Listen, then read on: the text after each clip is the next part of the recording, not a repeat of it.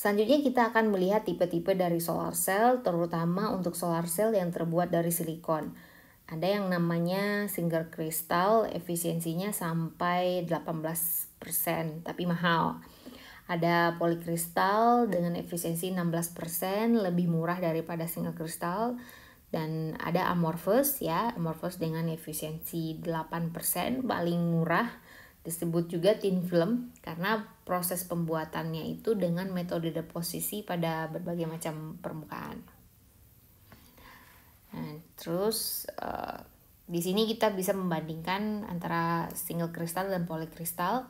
Jadi single kristal ini susunan atomnya sangat beraturan, hampir tidak ada cacat. Tadi sebelumnya sudah kita bahas pada material ya. Terus sedangkan untuk multicrystalline atau ini disebut juga polycrystalline ya.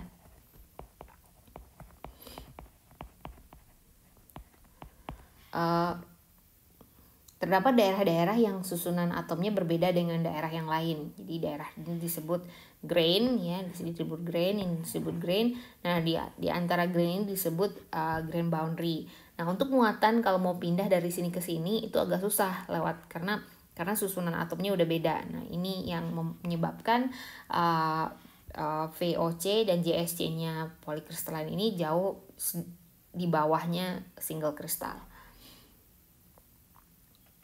Terus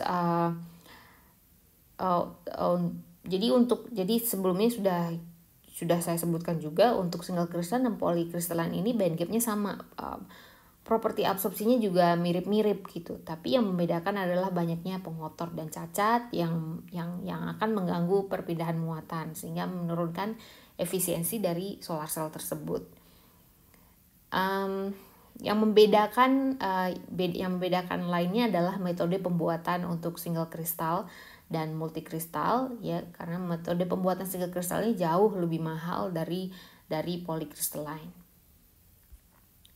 Sekarang kita lihat lebih jauh lagi mengenai silicon based solar cell.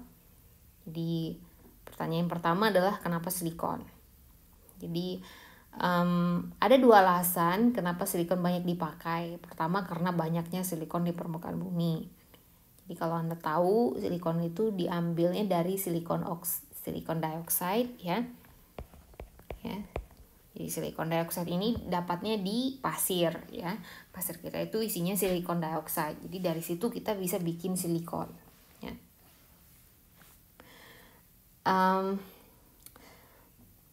Jadi di sini diperlihatkan hubungan antara nomor atom dengan banyaknya unsur tersebut di permukaan bumi. Bisa dilihat di sini bahwa silikon adalah salah satu unsur yang banyak di permukaan bumi seperti aluminium, magnesium, besi, kalsium ya. Terus berikut adalah alasan yang lebih spesifik ya. Kenapa silikon banyak dipakai? Silikon adalah material yang banyak dipakai pada semikonduktor seperti transistor dan dioda. Jadi untuk manufacturing dioda dan transistor ini kita sudah punya teknologi selama 50 tahun lebih dengan nilai industri yang cukup besar. Jadi kita secara infrastruktur untuk silikon berbasis solar cell ini sudah sangat matang gitu. Jadi karena silikon ini sudah sering dipakai untuk alat semikonduktor lain dan sehingga menggunakan teknologi pemrosesan silikon sebagai teknologi untuk pembuatan solar cell yang berbasis silikon akan lebih ramah di kantongnya konsumer dan lebih mudah diterima. Kemudian kita akan masuk ke metode manufacturing.